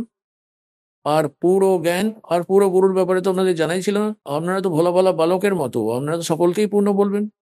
কেননা যে কোনো কেউ একজন সন্ত হয়ে বসেছে, ওরা কোনো কিছু বাণী টানি বেদ মন্ত্র গীতা মন্ত্র ওরা কোথাও না কোথাও থেকে নিয়ে কণ্ঠস্থ করে রেখেছে, আর ওটাই আমাদের জন্য বড় ভারী পড়ে যায়। যদি কেউ এক নাগারে সংস্কৃত বলে দেয়, খুব লম্বা লম্বা কথা শুনিয়ে দেয়, আমরা ধরে নিই যে একজন বিদ্বান মহাপুরুষ চলে এসেছেন একটি। কারণ আমাদের জ্ঞান তো ছিলই না। এখন আমাদের জ্ঞান হবে, আমাদের কাছে একটি ISI মার্ক যুক্ত একটি মানক থাকবে, ফুট রোল হবে। আমরা ফটাফট মেপে নেবো যে সাইজটা কি, আর ওটাকে রিজেক্ট করে দেবো, যেটা আমাদের বেদের সঙ্গে মেলে না যদি ওই জ্ঞানটা, তো ওটা রিজেক্টেড হয়ে যাবে। তো মনুষ্য জীবন প্রাপ্ত প্রাণী যারা ভক্তি করে না, আর করে তো শাস্ত্রের বিরুদ্ধ করে, তো তারা নিজের আপন জীবন নষ্ট করছে। যে বিদ্যার্থী আর যে টিচার আউট অফ সিলেবাস পড়াতে থাকে, পাঠ্যক্রম থেকে আলাদা জ্ঞান দেয়, নভেল গল্প শোনাতে থাকে, এমনিতে কোনো সিনেমার স্টোরি শোনায়, আমাদের ওই পাঠ্যক্রমের বাইরে যে সমস্ত জ্ঞান পরীক্ষার সময় কোনো কাজই আসে না। আর পরীক্ষার সময় সেটাই কাজে আসবে যেটা ও সিলেবাসের মধ্যে থেকে পড়ে রেখেছে পাঠ্যক্রমে। তাহলে আমাদের পাঠ্যক্রম হলো 4টি বেদ, 18টি পুরাণ, শ্রীমদ্ ভগবদ গীতা, কোরআন আর বাইবেল। আমরা সবাই মানব, আর আমরা সবাই একই পরম পিতা পরমাত্মার সন্তান। জীব हमारी जाति है, मानव धर्म हमारा, হিন্দু মুসলিম শিখ ইসাই কোই ধর্ম নেই है न्यारा। ভগবান পাওয়ার জন্যই আমাদের ভগবাটোয়ারা, আর তার জন্যই দিশাহারা। এখন ওই পরমাত্মাই নিজে এসে আমাদেরকে একত্রিত করার চেষ্টা করেছেন। ওই সময় আমরা বুঝতে পারিনি, আমরা অশিক্ষিত ছিলাম। এখন আমরা শিক্ষিত হয়ে গেছি, সদ্গ্রন্থগুলি আমাদের কাছে রয়েছে, আর তত্ত্বজ্ঞান এই দাসকে পরমাত্মা দিয়ে রেখেছেন আপনাদের সম্মুখে রাখার জন্য। এখন আপনাদের সম্মুখে রেখে দিলাম, এবার এটি সহজেই বুঝতে পারবেন। এখন যে প্রসঙ্গটি চলছে, যে মহাপুরুষরা ওনাকে সাক্ষাৎ করেছেন তারা বলেছেন তিনি তো উপরে থাকেন, আর ওই উপর থেকেই গতিশীল হয়ে এখানে আসেন। আমি দেখা পেলাম, ও দেখা পেল, এইভাবে দেখা পেল, সমস্ত প্রমাণগুলি রয়েছে। এখন বেদ কি বলে ওই পরমাত্মার ব্যাপারে, যে উনি কিরকম লীলা করেন? যদি বেদেতেও ওই একই প্রমাণ পাওয়া যায় যেটা ওই মহাপুরুষরা সাক্ষাৎ করেন, যারা বলেছেন আমরা ভগবানের সাক্ষাৎ পেয়েছি ওই পরমাত্মার, আর সাজখণ্ডে নিয়ে গিয়ে আবার ফিরিয়ে রেখে যান ওই পরমকর ব্রহ্ম, উনি হলেন কমপ্লিট গড। আর ওই একই ধরনের লীলা যদি বেদেও বর্ণনা থাকে, তাহলে আমাদের অটোমেটিক বুঝে যাওয়া উচিত আগডুম বাগডুম তো শেষ হয়ে যাওয়া উচিত প্রাণীর, আর সেটা তো হবেই হবে। আর বলা হয় যে স্বচক্ষে দেখেও যারা বিশ্বাস করে না, জান বুঝ সাচি তজয় আর করে ঝুট তেনে তাকি সঙ্গত হে প্রভু স্বপ্ন মে বিনাতি। এরকম অযোগ্য ব্যক্তির জন্য বলা হয় ওর স্বপ্নতেও যেন দর্শন না হয়, স্বচক্ষে প্রমাণ দেখেও বাজে কথা বলে, ঝুট বলে রামপাল এটা করে ওটা করে। কোথায় লেখা আছে বলি তো দেখাতে লেগেছি, সমস্ত সদ্গ্রন্থগুলি থেকে প্রমাণ করে দেখাচ্ছি, সামনে তুলে ধরে দেখাচ্ছি, তো ও বলে ঝুট বলছে, তাহলে এরা হলো স্বার্থপর আর কালের পাক্কা দূতেরা। ওই ব্যক্তিদের সঙ্গে বাদ বিবাদ করা উচিত নয়, ওদের কথাই শোনা উচিত নয় নিজের সফলতার জন্য। আপনাদের কাছে তো এটা স্পষ্ট হয়ে গেল যে পরমাত্মা যখন শিশুরূপ ধারণ করে আসেন দ্বিতীয় প্রকারের স্থিতিতে, 3 প্রকারে উনি আমাদের ধারণ পোষণ করেন, আমাদের কল্যাণ করার জন্য 3 প্রকারের শরীর নিয়ে উনি লীলা করেন। একটা তো সতলোকে থাকেন, ওখানে তো অনেক তেজময় শরীর আছে, তো ওখানে থেকে হালকা তেজযুক্ত শরীরের রূপ বানিয়ে নিয়ে দ্বিতীয় ধরনের স্থিতিতে একটি শিশু রূপ ধরে পরমাত্মা চলে আসেন। প্রত্যেক যুগে গতি করে আসেন, জন্ম নেন না, আর তাঁর পালন পোষণের লীলা একটি কুমারী গায়ে দিয়ে করা হয়। আর তৃতীয় প্রকারের উপস্থিতিতে উনি মহাত্মা সাধু সন্তের রূপ ধারণ করে যখনই চান যেখানে খুশি প্রকট হয়ে যান, আর আপন ভালো প্রিয় আত্মাদের সঙ্গে সাক্ষাৎ করেন, ওদের জ্ঞান বোঝান। ওনাদের বিষয়ে আপনাদের অনেকবার বলা হয়েছে যে কোন কোন মহাপুরুষদের উনি সাক্ষাৎ করেছেন, আর তারপরে ওনারা বলেছেন যে আমাদের পরমাত্মা সাক্ষাৎ করেছেন। অনন্ত কোট ব্রহ্মাंड का एक रति निभार और सतगुरु पुरुष, पुरुष माने परमात्मा भगवान कंप्लीट गॉड कबीर हैं कुल के सृजनहार। এখন বেদ কি বর্ণনা করে পরমাত্মার মহিমা, কেননা পরমেশ্বর বলেছেন कि वेद मेरा भेद है, मैं ना मिलूं वेदन के माही और जौन वेद से मैं मिलूं वो वेद जानते नहीं। যে বেদ তো আমার বিষয়ে খুলে বলে, আমার মহিমার গুণগান করতে থাকে, এই 4 বেদের বিধি দিয়ে আমাকে প্রাপ্ত করতে পারবে না, যদিও এতে আমার মহিমা সম্পূর্ণ আছে। কিন্তু যে বেদ দ্বারা মানে জ্ঞান দ্বারা, তত্ত্ব জ্ঞান দিয়ে আমার প্রাপ্তি হবে, ওটাই 4 প্রকারের বেদ জানে না, এইগুলোর মধ্যে ওই জ্ঞানটা নেই। ওই জ্ঞানটাকে স্বয়ংই পরমাত্মা নিজে এসে বলেছেন, আর এবার এই দাসকে পাঠিয়ে রেখেছেন, লাভ ওঠাও প্রাণীরা। এই দেখুন, এবারে আপনাদের ঋগ্বেদ দেখাই। এটা হলো ঋগ্বেদ। এটা কোথা থেকে প্রকাশিত হয়েছে? সার্বদেশিক আর্য প্রতিনিধি সভা, মহর্ষি দয়ানন্দ ভবন, রামলীলা ময়দান, নই দিল্লি থেকে। এটা কোন ভাষাভাষ্য? আর্য ভাষাভাষ্য। এরা হলো মুদ্রক। বড় অদ্ভুত কথা যে ব্যক্তি পরমাত্মাকে নিরাকার বলে বর্ণনা করে, যে বেদেতে নিরাকার লেখা আছে, আর ওই অনুবাদ করছে, কেমন অদ্ভুত লীলা পরম পিতার। উনাতবন আপনাদের উপর দয়া করে রেখেছেন। যদি এই বেদগুলিতে এইসব না লিখে রাখা হতো বা এনাদের দ্বারাই অনুবাদিত না হতো, তো এরা কখনোই আপনাদেরকে উপরে আসে যেত না যে রামপাল দাস এইগুলো সত্যই বলছে। কিন্তু ওই ক্ষেত্রে অন্য প্রমাণ তো অনেক দিত এই দাস, আর ভগবান যে লীলা করবেন সেটা করে দেখাতাম, প্রমাণিত তো হয়েই যেত, কিন্তু আরো একটু বেশি সময় লেগে যেত। এই বিভ্রান্তকারীদের চালটা আর একটু চলে যেত। এখন এদের চালটা পুরোপুরি সমাপ্ত হয়ে গেল। এনারা নিজেদেরই করে কমলে অনুবাদ করে রেখেছেন, অনুবাদটা ঠিক আছে, ওনাদের চিন্তাধারাটাই ভুল, অনুভবটাই ঠিক নেই। মহর্ষি দয়ানন্দজি সত্যার্থ প্রকাশ নামক একটি পুস্তক সংকলন করেছেন, রচনা করেছেন। ওটার মধ্যে উনি সুস্পষ্টভাবে লিখে রেখেছেন যে এই পুস্তকের সংকলন আমি বেদের অনুসারে করেছি, বেদের প্রমাণগুলিকে হালকা সরল করে লিখে রেখেছি। আর ওটার মধ্যে এটা সুস্পষ্ট যে বেদের বিপরীত জ্ঞান সমস্ত। মহর্ষি দয়ানন্দ আর ওর সমস্ত ছেলেরা পরমাত্মাকে নিরাকার বলে বর্ণনা করে। ওনার কোনো নিজস্ব আলাদা স্থান নেই, উনি একদেশীয় নন, কোনো একটা স্থানে থাকেন না। আর দেখুন বেদ কি বলছে, বেদ বলছে উনি একদেশীয়, ভুবনের সমস্ত লোকগুলির উপরের স্থানে থাকেন আর ওখানে বিরাজমান আছেন, দু লোকের তৃতীয় পৃষ্ঠাতে রয়েছেন, এক দেশে উনি। তাহলে এই মহর্ষি দয়ানন্দজি আধ্যাত্মিক জ্ঞানে সম্পূর্ণ অজ্ঞানী ছিলেন, আর ওই অজ্ঞানতা দিয়ে সমগ্র আর্য সমাজ বিভ্রান্ত হয়ে বসে আছে। আমার উদ্দেশ্য কাউকে নিন্দা করা নয়, কেবলমাত্র আপনাদের সঠিক রাস্তাটি দেখানোর উদ্দেশ্য রাখি। এটি তো আপনারা বুঝতে পারেননি, না তো এই ঋষি মহারিষি ব্রাহ্মণ পণ্ডিতরা বুঝতে পেরেছেন। এই দাসের উপর পরমাত্মা দয়া করেছেন, সমগ্র মানব সমাজ এরা থেকে লাভ তুলুন, সব বার কল্যাণ হবে, আমার কারো প্রতি রাগ দেশ নেই। এবার দেখুন ঋগ্বেদ মন্ত্র নম্বর 9 সূত্র নম্বর 86 আর মন্ত্র নাম্বার 26 পড়ব। এর মধ্যে লেখা আছে, যজ্ঞ করেন যারা, যজ্ঞকারী যজমানদের জন্য পরমাত্মা, যজ্ঞ মানে যজ্ঞ মানে ধার্মিক অনুষ্ঠান, করেন যিনি যজমান মানে ভক্ত, সাধনা করেন যারা সেই সাধনাকারী সাধকদের জন্য পরমাত্মা বা পরমাত্মা সব রাস্তাগুলোকে সুগম্য করতে থাকা, ওনাদের বিঘ্নগুলিকে মানে সংকটগুলিকে মর্দন করেন মানে বিনষ্ট করে দেন, ওনাদের পবিত্র করতে থেকে আর নিজের রূপকে সরল করে নিয়ে, অর্থাৎ সতলোকের মধ্যে পরমাত্মা যে রূপ আপনাদের বলেছে এই দাস, যে প্রচুর তেজযুক্ত, যদি উনি অ্যাজ ইট ইজ চলে আসেন ওই শরীর নিয়ে, ওই তেজযুক্ত শরীর নিয়ে, যার একটি লোকগোপে কোটি সূর্য কোটি চন্দ্র মিলিয়ে দিলে যত উজ্জ্বল হয় এত উজ্জ্বল, তাহলে আমাদের চর্মদৃষ্টি দিয়ে ওটা দেখা যাবে না, আমরা তো একটি সূর্যকেও দেখতে পারি না, আর ওটা তো কোটি সূর্যের প্রকাশ একটি লোমকূপের মধ্যে কোটি চন্দ্র মিলিয়ে দিয়ে। সেই জন্য পরমাত্মা নিজ রূপকে সরল করে আসেন। যেমন একটি কুঠুরিতে বা কক্ষে বা কামরাতে 1000 ওয়াটের টিউবলাইট আছে, 500 আছে, 100 আছে, 0 ওয়াটেরও একটি আছে, অথবা 10 ওয়াটের রয়েছে। এখন যদি সবগুলি বন্ধ করে শুধু একটি 10 ওয়াটের টিউবলাইট জ্বালানো হয় অথবা 5 ওয়াটের, তাহলে যতটা আলোর প্রয়োজন ততটা আলোকিত তো হয়ে গেল, বাকি সবগুলিও তো রয়েছে কিন্তু ওগুলির প্রকাশ অফ করা আছে। এইভাবে ওনার যে শরীর যেটা এত উজ্জ্বল, সেটি কম করার জন্য উনি নিজের ওই রকম ভাবে সুইচ অফ করে কেবলমাত্র স্বল্প প্রকাশযুক্ত শরীর এখানের জন্য রেখে নেন। তাহলে সেটির প্রমাণ এখানে দেখবেন। এটা পড়া হচ্ছে ঋগ্বেদ মন্ত্র নম্বর 9 সূত্র 86 মন্ত্র 26 পড়া হচ্ছে, 86-26। নিজের রূপকে সরল করে নিয়ে, নিজ রূপকে, নিজ শরীরের সৌন্দর্যকে, চেহারাকে সরল করে নিয়ে অর্থাৎ সাধারণ করে নিয়ে ওই কান্তিযুক্ত পরমাত্মা, এই দেখুন এনারা এখানে গড়বড় করে দিয়েছেন। এই দেখুন, এই যে হলো কবির, আমরা কবির বলি, বলি কবির, বেদকে বেদ বলি, আমরা তো কবির বলি, এখানে কবির লেখা। এই রটাকে হাটিয়ে এরা সন্ধি বিচ্ছেদ করে একটি বিসর্গ লাগিয়ে দিয়েছে, বিসর্গ লাগিয়ে এটির অর্থও করেছে। কবির অর্থ সর্বজ্ঞ করে দিয়েছে। একটি কবি কখনো সর্বজ্ঞ হতে পারেন না, না তো আজ পর্যন্ত কেউ হয়েছেন। পরমাত্মাই কেবল সর্বজ্ঞ হন, এটি একটি নাম, এটাকে অর্থ করতে হতো না, অর্থ করে অনর্থ করে দিয়েছেন। আর যদি কোথাও কোনো কবিতা লেখকের বা কাব্যকারের মহিমা বর্ণনা করা হয় আর সেখানে কবি শব্দটি আসে, ওখানে অর্থ করা যেতে পারে, ওখানে কাব্যকার লিখে দিন, তবুও ওখানে সর্বজ্ঞ লেখা যায় না, তাহলে এখানে কবির দেব লিখতে হতো। আপনাদের প্রমাণ দেখাচ্ছি।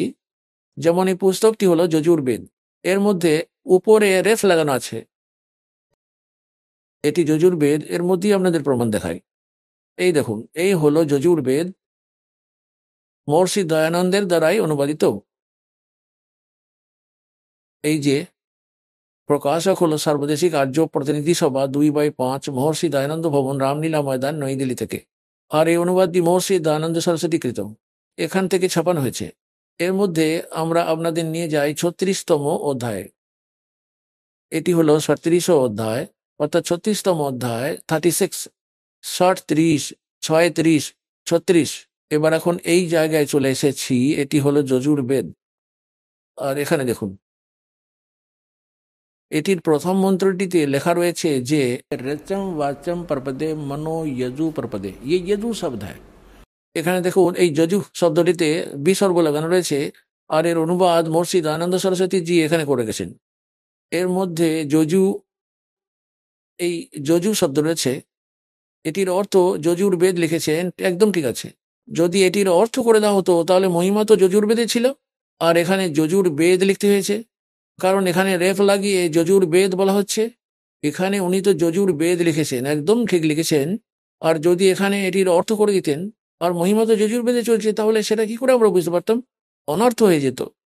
এই একই প্রকারে এখানে এই অনুবাদ কর্তাগণ কবিরের অর্থ লিখতে হতো কবির দেব।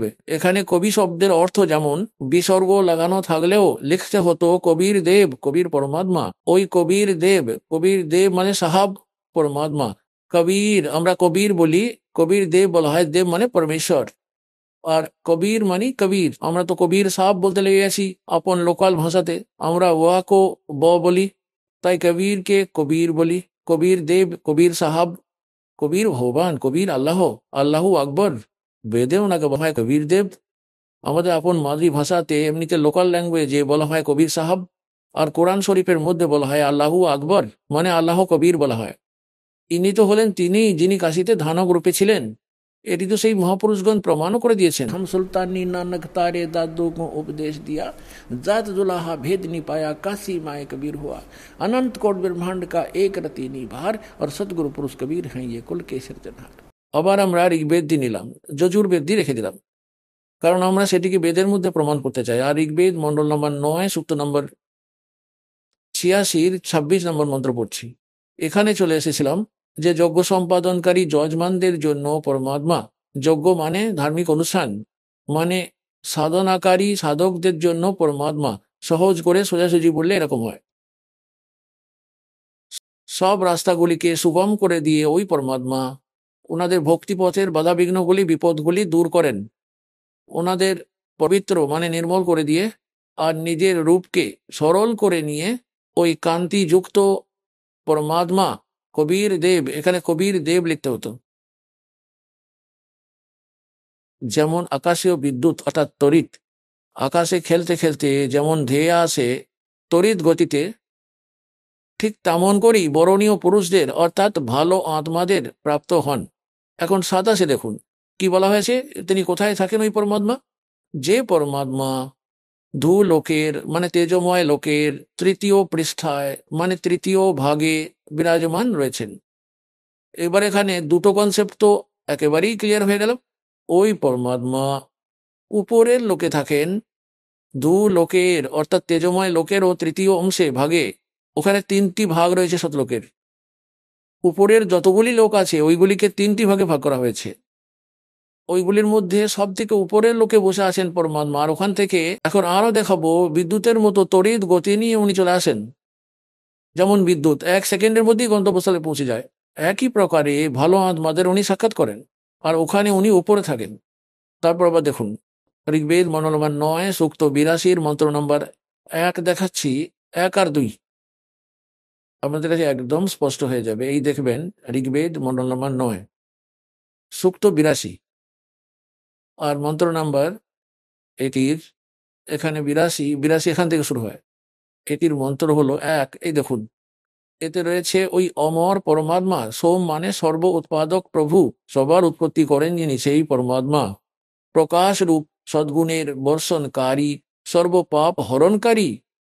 মহর্ষি দয়ানন্দ বলেন ভগবান পাপ নষ্ট করেন না, আর বেদ বলছে সর্বপাপ হরণকারী, সর্বপাপ বিনষ্টকারী। রাজীব মানে রাজার সমান, রাজীব।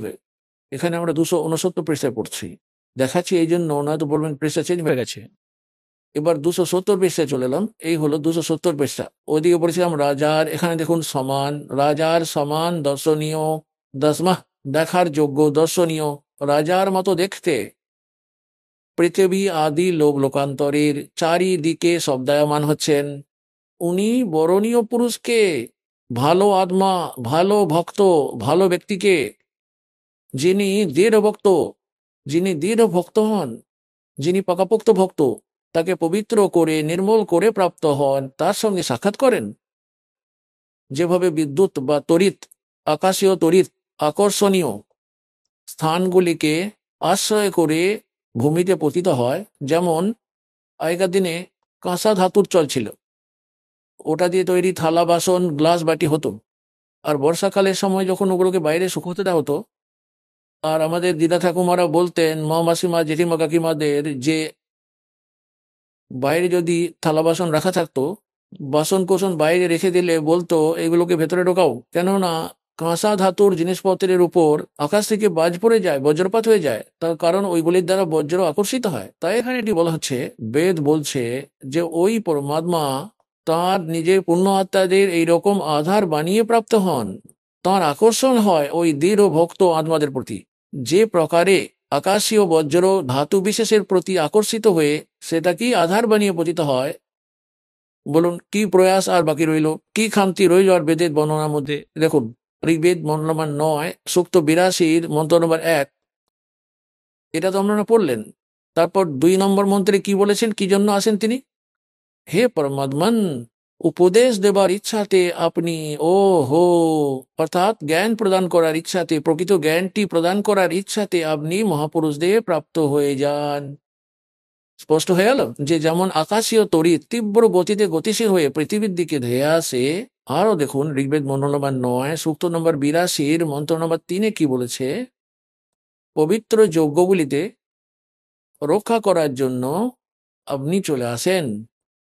পৃথিবী আদি লোক লোকান্তরগুলিতে গতিশীল হয়ে, আরো দেখুন এখানে অনুবাদে সর্বব্যাপক লিখে দিয়েছে, আসলে সর্বব্যাপক নেই, শুধু আপনি। এখানে ভুল করেছে, সর্বব্যাপক লিখে দিয়েছে, নিজেদের চিন্তাধারা চাপিয়ে দিয়েছে। শুধু মানে আপনি, আপনি স্বয়ং গতিশীল হয়ে বিরাজমান হয়ে যান। ও হো, মানে অন্যদের মধ্যে জন্ম না নিয়ে ওখান থেকে চলমান হয়ে এখানে আসেন।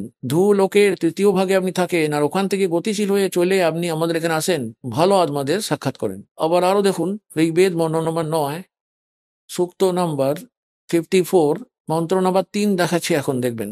ঋগ্বেদ মন্ত্র নম্বর 9 সূক্ত 54 আর মন্ত্র নম্বর 3, এর মধ্যে লেখা রয়েছে যে সূর্যের সমান জগৎ প্রেরক ওই সেই পরমাত্মা, সৌম্য স্বভাবযুক্ত আর জগৎ প্রকাশক, আর সকল লোকগুলিকে পবিত্র করতে থেকে আপনি ভুবনৌ পরিতিষ্ঠতি, ভুবনৌ পরিতিষ্ঠতি, সম্পূর্ণ ব্রহ্মাণ্ডের ঊর্ধ্বভাগে উপরের অংশে, ভি বা ও নয়, ওখানেই তিনি বর্তমান আছেন, ওখানেই তিনি থাকেন। ভি বা ও এখানে আসবি না, ওখানেই তিনি থাকেন। এখন পূর্ণাতগণ ঋগ্বেদ মন্ত্র নম্বর 9 সূক্ত নম্বর 20 আর মন্ত্র নম্বর 1 কি বলা হয়েছে? ঋগ্বেদ মন্ত্র নম্বর 9 সূক্ত 20 মন্ত্র 1, সূক্ত 20 মন্ত্র 1, ওই পরমাত্মা, এখানে লিখতে হতো কবির দেব, এটি কবি নয়, এটি হলো কবির দেব। এই দেখুন উপরে লেখা রয়েছে কবির দেব, এই রেফটাকে নিচে নিয়ে এসে এখানে কবির লিখতে হতো, কবির দেব, ওই কবির পরমেশ্বর মেধাবী, এখানে লিখতে হতো কবির পরমেশ্বর হন। ওই পরমাত্মা হলেন কবির দেব, কবির পরমাত্মা, উনি হলেন কবির দেব, যিনি সবার রক্ষাকর্তা। বিদ্বানদের পরিতৃপ্ত করার জন্য তিনি জ্ঞান প্রদান করেন। বিদ্বানরা অর্থাৎ তিনি এখানে চলে এসে তিনি এমন একটি জ্ঞান প্রদান করেন যাতে বুদ্ধিমান লোকেরা তৃপ্ত হয়, সন্তুষ্ট হয়। আর তিনি হলেন সহনশীলতাযুক্ত। সম্পূর্ণ দুষ্টদের সংগ্রামে অর্থাৎ জ্ঞান যুদ্ধে তিরস্কৃত করেন, সবাইকে জ্ঞান যুদ্ধে পরাজিত করে দেন নিজের তত্ত্ব জ্ঞান দিয়ে। এখন আজ এতটাই এই সদ্গ্রন্থগুলি থেকে নেওয়ার ছিল আমাদের। এবারে এই দাস শোনাবে। আজকের যে সৎসঙ্গটা শোনাতে চাইছিল এই দাস, এইবারে শুরু করছি ওটা, কিন্তু সময় অল্পই আছে, এই জন্য সংক্ষেপে বলবো। এখন 2 প্রকারে এই মানব শরীর প্রাপ্ত হতে থাকে। আর একটা ব্যাপার এটা হলো যে সৎসঙ্গ কেবল পরমাত্মা নিজেই স্বয়ং বলেন, যথার্থ জ্ঞান তো স্বয়ং ভগবানই বলেন। তো ওই পরমাত্মা 600 বছর আগে এসেছিলেন, যথার্থ জ্ঞান দিয়েছিলেন, আর উনি ভালো আত্মাদের সঙ্গে দেখা করেন, আর ওনাদের আবার যথার্থ জ্ঞানের সঙ্গে পরিচিত করান। আর তার জন্য পরমেশ্বর স্বয়ং বলেছেন, चारों युग में मेरे संत पुकारे, कूक कहा हम हेल रे, हीरे माणक मोती बरसे, ये जग चुगता ढेल रे। 4 যুগেই আমার সন্তরা হাঁক দিতে দিতে আলোড়ন তুলে ডেকে ডেকে উচ্চ স্বরে কাঁপিয়ে গম গম করে বলেছে। আর আমিও 4 যুগে আমার সন্তরা ডাক দিচ্ছে, আমার সন্ত যে আমার সঙ্গে পরিচিত হয়েছে। और कोक क्या हम हेल रे, আমরা সব জায়গায় হাঁক দিতে দিতে ঢোল পিটিয়ে ডঙ্কা বাজিয়ে বলেছি, তোমরা সাধনাটা ভুল করছো, তোমরা নিজেদের সদ্গ্রন্থগুলির সঙ্গে পরিচিত নও বাচ্চারা। আমরা যে জ্ঞানটা দিচ্ছি এটা মোক্ষদায়ক, এটা তোমাদের পাপ নাশ করবে, এটা তোমাদের সুখ দেবে। তাহলে যথার্থ ভক্তি মার্গ রূপে হীরা মতি জহরাত ওটা তো তোমরা স্বীকার করনি।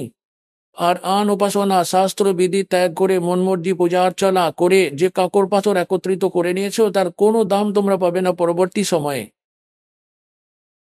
তাই এখানে বলেছেন, चारों युग में संत पुकारे कूक कहा हम हेल रे, और ये सत साधना मोक्षदायक ज्ञान और भक्ति रूपी हीरे माणिक मोती बरसें, ये जग जुगता ढेर रे, हमरा ज्ञान किन्हें ना सुनिया, और पर भी लेन जात है दुनिया। আমার জ্ঞানটা তো কেউ শোনে না। আর ওখানে স্নান পার্বণ বলে স্নান করতে যাই ওই সরোবর নদী পুকুর পুষ করে নিতে। ওই শাস্ত্র বিরুদ্ধ জ্ঞান প্রদানকারী সাধকেরা আর সাধু সন্তরা ওদের মিসগাইড করে গেছে। অমুক জায়গায় কুম্ভের মেলা লাগবে, অমুক পুকুরে স্নান করলে মোক্ষ প্রাপ্তি হয়ে যাবে। আপনার ওখানে আসার আগে ওই যে কচ্ছপ মাছ আর ব্যাঙগুলো ওর মধ্যে পড়ে রয়েছে, ওরা মুক্ত হয়ে যেত, ওরা তো আগে থেকেই রয়েছে। আরে ভোলা মানুষ, কোথাও লেখা আছে গীতাতে, কোথাও লেখা আছে যে অমুক জায়গা থেকে স্নান পার্বণের জল নিয়ে এসো, অথবা কোনো অন্য মন্ত্র জপ করো, অথবা সাধ্য শান্তি করো? উল্টে মানা করে রেখেছে এইগুলো শ্রীমদ্ ভগবদ গীতাতে। নবম অধ্যায়ের 25তম শ্লোকে বলা হয়েছে যে ভূত পুজো করে যারা ভূত হয়ে যায়, যারা দেবী দেবতাদের পুজো করে তারা দেবলোকে চলে গিয়ে ওদের চাকর বাকর হয়ে যায়, ওখানে চলে যায়। পিতৃপ্রেত পুজো করে যারা তারা পিতৃ লোকেই চলে যায়, আর আমার পুজো করে যারা আমাকেই প্রাপ্ত হয়ে যায়, অর্থাৎ ব্রহ্মলোকে চলে যায়। আবার 18 অধ্যায় 62 শ্লোকে বলছে যে তুই সেই পরমাত্মার স্মরণে চলে যা যেখানে যার কৃপাতে তুই পরম শান্তি আর সনাতন পরম ধামকে প্রাপ্ত করতে পারবি। শ্রীমদ্ ভগবদ গীতাতে না তো কোথাও তীর্থ করার জন্য বলেছে, না তো ব্রত করার জন্য, না তো অন্য কোনো উপাসনা করার প্রমাণ আছে। তো আমাদেরকে শাস্ত্র বিধি অনুসারে সাধনা করতে হবে, যেটা আমাদের সদ্গ্রন্থগুলো বলছে। সদ্গ্রন্থগুলির ব্যাপারে আপনাদেরকে আগেই বলে দেওয়া হয়েছে কি যে বেদ রয়েছে, 4টে বেদ রয়েছে, এগুলো গড গিভেন। কিন্তু পঞ্চম বেদ গুপ্ত ছিল, এ লোকেই দিয়েছিল। ওর মধ্যে কমপ্লিট কোর্স ছিল, পুরো মোক্ষ মার্গের কথা, পুরোপুরি জ্ঞানটা ছিল। ওটারে যখন বাদ দিয়ে দিয়েছে তখন পরমাত্মা স্বয়ং এসে ওই জ্ঞানটি দেন। ওই জ্ঞানটির মধ্যে পুরো কোর্সটি রয়েছে, একটি তো মোক্ষ প্রাপ্তির জন্য আর অন্যটি এখানে সুখ প্রাপ্তির জন্য। আপনার সংস্কারের মধ্যে, আপনার প্রারব্ধতে, আপনার কপালে লেখা থাকা পাপকে কাটানোর জন্য এই সাধনা মালিক বর্ণিত করেছেন, আর এই দাসের কাছে রয়েছে, আপনারা প্রাপ্ত করুন। এখন যে সৎসঙ্গটা শোনাতে চাইছিল এই দাস, তার ভূমিকাটা তৈরি হলো এই 2 ঘন্টাতে। এখন 2 প্রকারে মানব শরীর প্রাপ্ত হয়ে থাকে। একটি পূর্বজন্মের সংস্কারের জন্য, যাদের পূর্বজন্মের শুভ সংস্কার থাকে তারা তো এক নাগারে অনেক মনুষ্য জন্মও পেয়ে যান। কিন্তু ওই শুভ সংস্কারগুলো, পুণ্য সংস্কারগুলো কখন হয়? যখন পরমাত্মা তৃতীয় প্রকারের স্থিতিতে কোনো রূপ ধারণ করে কখনো কোথাও কোনো জায়গায় প্রকট হয়ে যান, আর উনি কোনো নিজের প্রিয় আত্মাকে যথার্থ জ্ঞানটা বলে যান। সেই কারণে ওই জায়গায় এবং আশেপাশের ক্ষেত্রতে কিছু সময় ধরে ঠিকঠাক চলে। তো ওই পুণ্যাত্মারা ভক্তিযুক্ত হয়ে যান, আর তারপর এক নাগারে অনেক মনুষ্য জন্মও প্রাপ্ত করে নেয়। কিন্তু ওই জন্মগুলিতে যদি পূর্ণ সন্তান না পায়, তো ওরা পূর্বজন্মের আপন যেটা কপালে লেখা থাকা ভক্তি পূর্বজন্মের উপার্জিত করা থাকে, ওটাকে তো নষ্ট করে চলে যায়। ওদের সুখ তো হয় পূর্বজন্মের উপার্জিত পুণ্য থেকে, কিন্তু ওরা ভাবছে আমরা যে সাধনা করছি এটা থেকেই সুখ হচ্ছে। তো এই ভ্রম ভ্রান্তিটা ওদের লেগেই থাকে। যতগুলোই আজকের দিনে দাস দেখতে পাচ্ছে, রাধা স্বামী, ধন্দন সদ্গুরু, জয় গুরুদেব, আশারাম, সুধাংশুজি, আর যতগুলি আছে, কৃপালু, তোমার ওই কি নামটা যেন, কুমার স্বামী, যারা 10, 15, 15, 20, 20, 30, 30, 40, 40 বছর ধরে ওদের কাছে ছিল, যতদিন ধরে তো পূর্ণ সংস্কার পেছনের পূর্বজন্মে চলছিল ততদিন তো ওরা সুখেই দেখে যাচ্ছিল, কিন্তু সাধনাটা তো ভুলই করছিল। এখন তো ওদের এমন দুর্গতি হয়ে যাচ্ছে, কাঁদতে কাঁদতে চলে আসছে এখানে। এই সৎপালজির পূজারীরা, এই বাল যোগেশ্বরের পূজারীরা, হংসাদেশ অনুযায়ীরা মাথা খুঁড়ে কাঁদছে এখন এখানে এসে। একজন অধ্যাপক বলে, আমি তো পেশায় অধ্যাপক আছি, আর আমার একটাই পুত্র ছিল, আমি সৎপালের চেলা ছিলাম, 40 বছর ধরে ওখানে কাটিয়েছি, আর ওই একমাত্র পুত্রের মৃত্যু হয়ে গেল, আর ওই দিন থেকে মাথা ঠুকে ঠুকে কাঁদছি। আপনার জ্ঞান শুনলাম, নাস্তিক তো হয়ে গিয়েছিলাম, বিশ্বাস তো চলেই গিয়েছিল মনে পড়ে, আপনার জ্ঞানটা শুনলাম, সৎসঙ্গ শুনলাম, আর এক আশার কিরণ আবার জাগলো যে আছে কোথাও নিশ্চয়ই ভগবান। আমরা সাধনাটা ভুল করে দুঃখী হয়ে গিয়েছিলাম। যতদিন আমাদের পুণ্য চলছিল ততদিন তো আমরা সুখ অনুভব করছিলাম, আর যখন আমাদের উপর পাপ কর্মের রেস শুরু হলো, ওই সাধনাগুলো কোনো প্রোটেকশন দিতে পারেনি। তো পুণ্যাত্মা মানে এরকম করেই সবাই হতবুদ্ধি হয়ে আছে। তাহলে যারা মানব শরীর প্রাপ্ত হয়েছে, এটা তো 2 প্রকারে হয়েছে ওদের। এক ধরনের এই যাদের কথা বললাম, ওরা তো হন্যে খুঁজতে থাকে ভগবানকে, কোথাও না কোথাও ওরা বসে থাকতেই পারে না। তো এবার এখন যে জন্মটা হয়েছে আপনাদের মনুষ্য জীবনের, এমন সময় জন্ম হয়ে গেছে, যদি এখনই জন্মটা না হতো তাহলে আগের মতোই দিকভ্রষ্ট হয়ে চলে যেতেন। আজ থেকে 10 বছর আগে যদি কেউ মারা গিয়ে থাকে তাহলে হয়তো গেছে নিরাপন জীবন নষ্ট করে। তো আপনার যে মনুষ্য জীবনটি পেয়েছেন, ধন্য হলো আপনাদের মাতা পিতা যাদের থেকে জন্ম হলো আপনাদের। ও হো হো, আপনারা তো অলরেডি ভক্তিতে লেগেই ছিলেন, আপনাদের তো অল্প সময়ের মধ্যে সহজেই বোঝানো যেতে পারে। আর দ্বিতীয় প্রকারের যে যারা 84 লক্ষ জনই ভোগ করে মানব শরীর প্রাপ্ত করে রেখেছে, তো ওরা কি করতে থাকে, ও ওনাদের আপনি যতই চেষ্টা করে নিন, ওটা তো ঠিক যে ওরা কর্মী পরিশ্রমী হয়। কেননা পূর্বজন্মে পশু পক্ষী হয়ে সারাদিন পরিশ্রম করতে থাকতো পেট চালানোর জন্যে। এক কণা খাদ্য দরকার সারাদিন, একটা পেবড়েরা না জানি কত চক্কর কাটতে থাকে এক কণার জন্য। তাই এক মুহূর্তও শান্তি নেই ওদের। তাই ওদের স্বভাবটাই এরকম হয়, মায়ার জন্য সংঘর্ষ করতেই থাকে। আর ভক্তি করতে বললে বলে এখন তো আমার সময় নেই ভাই। আর ভক্তির কথা যদি শোনাতে চান, ওদের সহ্য হবে না, ওখান থেকে উঠে চলে যাবে। তাহলে কি বলা হয়েছে, কবির সাহেব কি বলেছেন, কবির পিছলে পাপ সে হরি চর্চা না ভাবে না সুহাবে, কেউঙ্গে কে উঠ চলে না ওরে বা চলাবে। যারা পূর্ব জন্ম থেকে ভক্তি সংস্কারী হয় না বা যাদের পাপ কর্ম অধিক বৃদ্ধি পেয়ে থাকে, ওদের সামনে যদি সৎসঙ্গের চর্চা করা হয় ভগবানের বিষয়ে, তো ওদের 3টে লক্ষণ দেখা যায়। ভক্তিহীন কর্মহীন প্রাণী হয় যারা, তাদের কবির সাহেব বলেন, কবির পিছলে পাপ সে হরি চর্চা না সুহাবে আর কেউঙ্গে চর্চা চলতে লটকে লেগা। আর নয় তো কোনো অন্য চর্চা শুরু করতে পারছে। শোন আমার একটা কথা শোন, ওই যে এই অমুক রাজ যেরকম ছিল, ওই যে যখন আপনারা চেষ্টা করেন আত্মীয় স্বজন ভাই বোনদের বোঝাতে, বন্ধুদের সঙ্গে চর্চা করতে, তো মাত্র 2 সেকেন্ড শুনবে, কিন্তু ধ্যানটা তাদের এদিক ওদিকে থাকে। আরে ওই যে ওটা আছে না, ওই কাজটা আপনার, ওটা ওই হয়ে গেছে, সেটা ওই হয়ে গেছে, আপনাকেও ডিস্টার্ব করে দেবে আপনি যেটা বলতে চান। আর তৃতীয় জন তো আমার একটা কাজ মনে পড়ে যাচ্ছে, পরে দেখাবে, তৎক্ষণাৎ উঠে চলে যাবে। কবির ভগবান বলেন যে কবির পিছলে পাপতে, যাদের পাপ অনেক বেড়ে গেছে, হরিচর্চা না সুহাবে, ভালো লাগবে না, আর কেউঙ্গে কে উঠ চলে না ওরে বাত বানাবে। তাহলে এটি হলো ওই ব্যক্তির লক্ষণ যে পূর্ব জন্মের পাপের দ্বারা বেশি করে গ্রস্ত। সোজাসুজি ও 84 লক্ষ প্রকারের প্রাণীদের পশু পক্ষীদের যোনি থেকে প্রাপ্ত, সোজাসুজি মনুষ্য জীবন প্রাপ্ত করেছে। তাই ওর ভেতরে ভক্তি প্রবেশ করানো বড় কঠিন ব্যাপার, কিন্তু হয়ে যায়। ওর একটু আরো সময় লেগে যাবে ওই জ্ঞানটিকে ঠিক করে বুঝতে। আর আরম্ভ যদি একবার হয়ে যায় তাহলে কোনো না কোনো জন্মে তো ওটা হয়েই যায়। একটি কাকভূষণ নামক, আমাদের পুরাণের মধ্যে এটির প্রমাণ রয়েছে, একটি কাকভূষণ নামক এক মহাপুরুষ ছিলেন। আর এক ছিলেন গরুড়জি, যিনি শ্রী বিষ্ণুজির বাহন বলে মনে হয়। এই দুজনের মধ্যে একবার নিজেদের মধ্যে চর্চা হয়েছিল। কাকভূষণ কেমন দেখতে হয়, ওনার বাকি শরীরটা তো মানুষের মতো দেখতে হয়, কিন্তু ঠোঁটগুলো আর মুখের উপরের ভাগটা কাকের মতো দেখতে হয়। ওনাকে কাকভূষণ বলা হয়। এই দুজনের মধ্যে একবার পারস্পরিক জ্ঞান চর্চা হয়েছিল। একবার গরুড়জি কাকভূষণজিকে জিজ্ঞাসা করেছিলেন, হে ভূষণজি, আপনার কাছে বসলে আমি বড় শান্তি অনুভব করি। আপনি আপনার এই ভক্তি বিধি আর এই অমরত্ব, কেননা কাকভূষণজি অনেক লম্বা আয়ু প্রাপ্ত করেছেন, অনেক প্রলয় ওনার সামনে ঘটে গেছে, এখনো উনি বিদ্যমান রয়েছেন। তো সেটার জন্যই উনি জিজ্ঞাসা করলেন যে আপনি এটা কি করে প্রাপ্ত করলেন। তখন কাকভূষণ বললেন, একটা লম্বা কাহিনী আছে গরুড়জি। আমি একবার এক জন্মে, যখন আমার 20 বছরের বয়স ছিল, আর তখন একটা ভয়ঙ্কর দুর্ভিক্ষ হয়ে গেছিল। আমরা ভাই বোনেরা ছিলাম, আমার থেকে ছোট ভাই বোনেরা ছিল। ওই দুর্ভিক্ষের সময় ওদের খিদের জ্বালা সহ্য হলো না, ওদের মৃত্যু হয়ে গেল, আর মা বাবাও মৃত্যুকে বরণ করলেন। খিদের জ্বালা ওনাদেরও সহ্য হয়নি।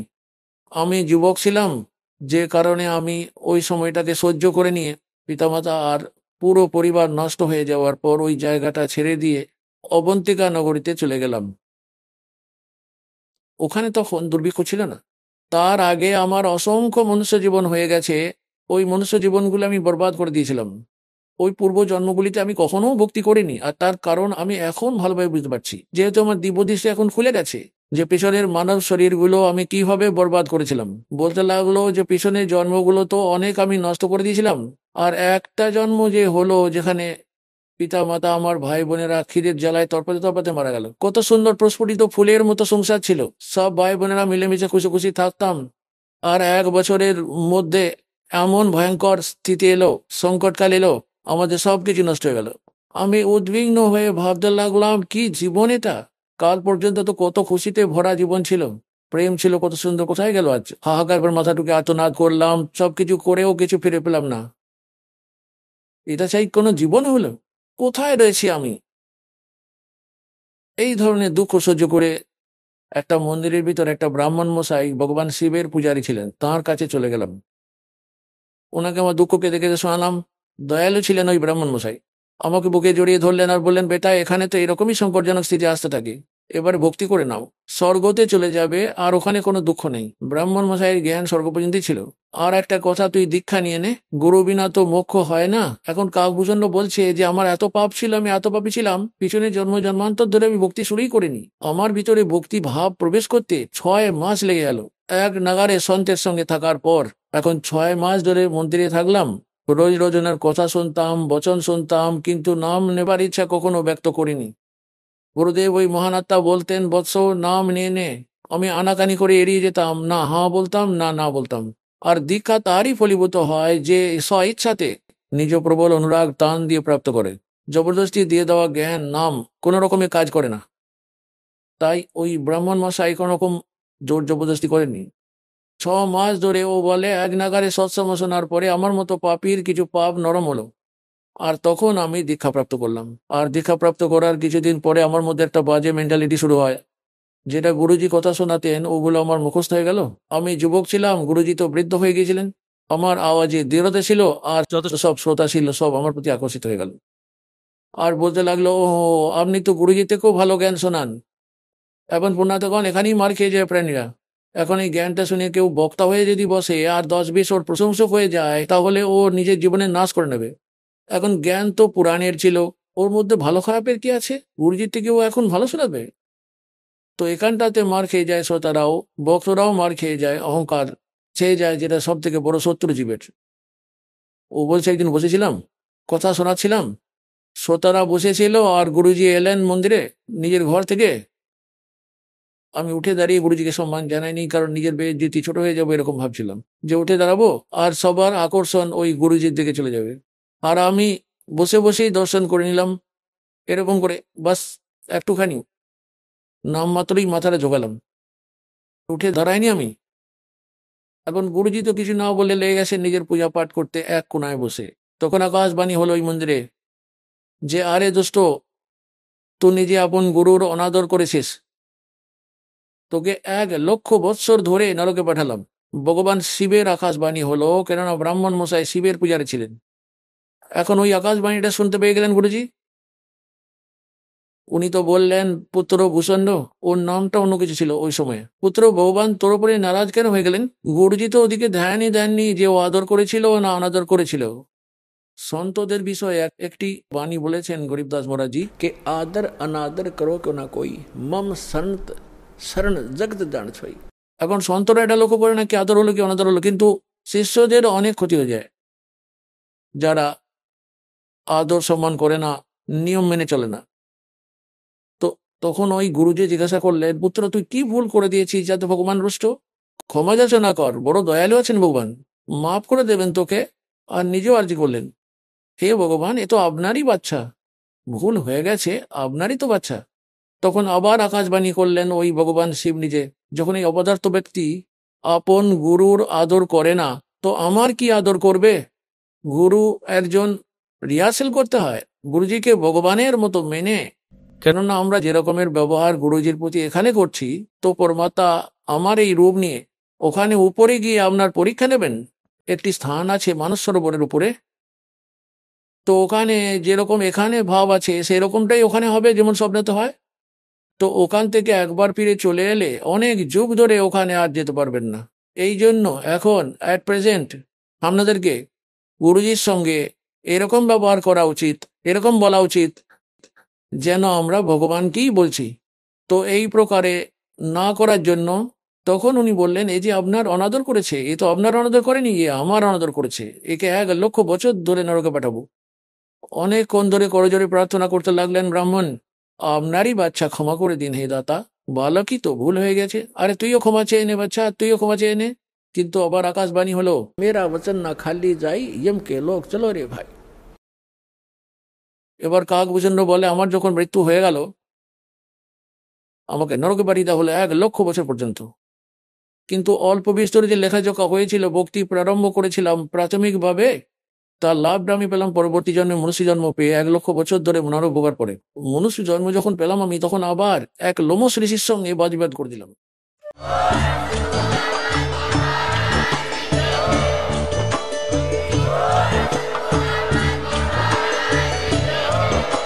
আপনারা শুনছিলেন জগৎগুরু তত্ত্বদর্শী সন্ত রামপালজি মহারাজের মঙ্গলময় প্রবচন। অধিক তথ্য জানার জন্য ভিজিট করুন আমাদের ওয়েবসাইট www.jagatgururampalji.org। সন্ত রামপালজি মহারাজের শুভাশীর্বাদে সম্পূর্ণ বিশ্বে 500-এরও অধিক নাম দীক্ষা কেন্দ্র আছে, যেখানে সন্ত রামপালজি মহারাজের দ্বারা অনলাইনে সম্পূর্ণ বিনামূল্যে নাম দীক্ষা দেওয়া হচ্ছে। আপনার নিকটবর্তী নাম দীক্ষা কেন্দ্রের ঠিকানা জানার জন্য যোগাযোগ করুন 918882914911।